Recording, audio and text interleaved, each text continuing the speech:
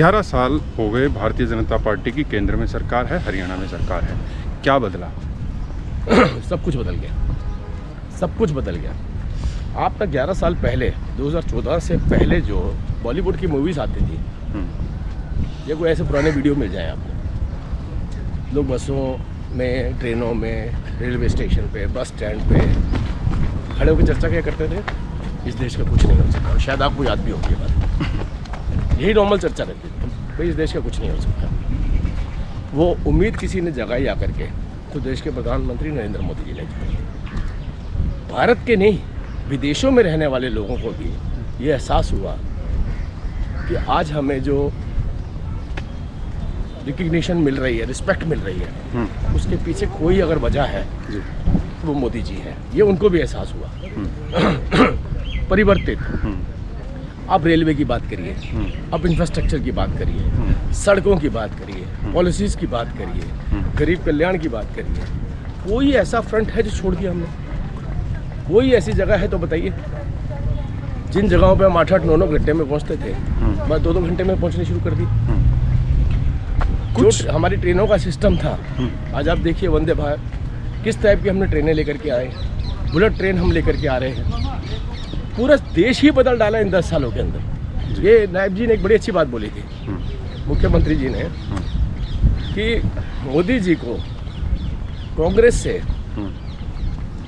5 गुना कम वक्त मिला। मतलब 55 साल उन्होंने राज किया और इतने बड़े राज करने के बावजूद वो देश को बदल नहीं पाए। लेकिन उन्होंने 11 साल में जो परिवर्तन करके दिखाए, वो देश की जनता ने महसूस किए हैं कि आज देश कहाँ जा रहा है। और देश की जनता इस स्पीड को रोकना नहीं चाहती है, वो चाहती है कि ये स्पीड ऐसी ही मेंटेन रहे, ऐसी ही बनी रहे। अब ये परिवर्तन जो हुए हैं, देखिए अभी एक तीसरी पीढ़ी आ गई है, जेनजी है।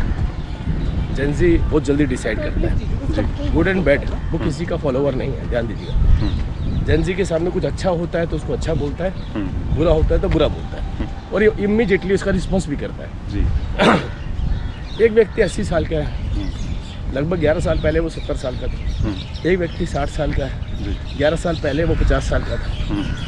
तो जो लोग 40, 50, 60 साल के हैं, उन्होंने सारी सरकारें देखी, उन्होंने महसूस कर लिया कि ये सरकार हमने कभी नहीं देखी, और इसीलिए उन्होंने ये मन बना लिया कि अगर कोई सरकार रहेगी डिलीवर करने के लिए तो वो भारतीय जनता पार्टी की रहेगी। हरियाणा के तो वो लोग थे जो कहते थे हम पक्के कांग्रेसी हैं।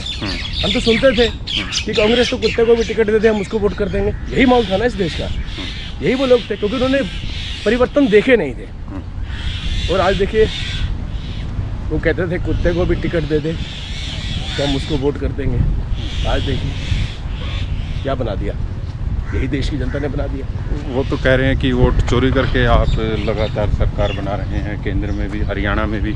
जो आपने बात कही कि कुत्ते को भी वोट दे दो कांग्रेस के, किसी का मतलब कांग्रेस के, तो वो भी जीत जाएगा। अब की बार भी ऐसा माहौल था, अब की बार भी था, ऐसा माहौल होता था। मैंने आपको बताया 11 साल पहले, 11 साल भी नहीं, 20 एक बार, जब तक वाजपेयी जी नहीं आए थे जी, उससे पहले के ऐसे माहौल थे कि लोग पक्के कांग्रेसी कहते थे, आम आदमी कहता था अपने आप को जी।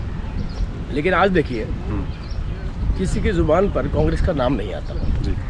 हाँ, अगर ये मौके हमें ना मिले होते, वाजपेयी जी प्रधानमंत्री बने, अगर वाजपेयी जी को मौका ना मिला होता तो कांग्रेस ही रूल कर रही होती, तो शायद हम ये परिवर्तन दिखा ना पाते।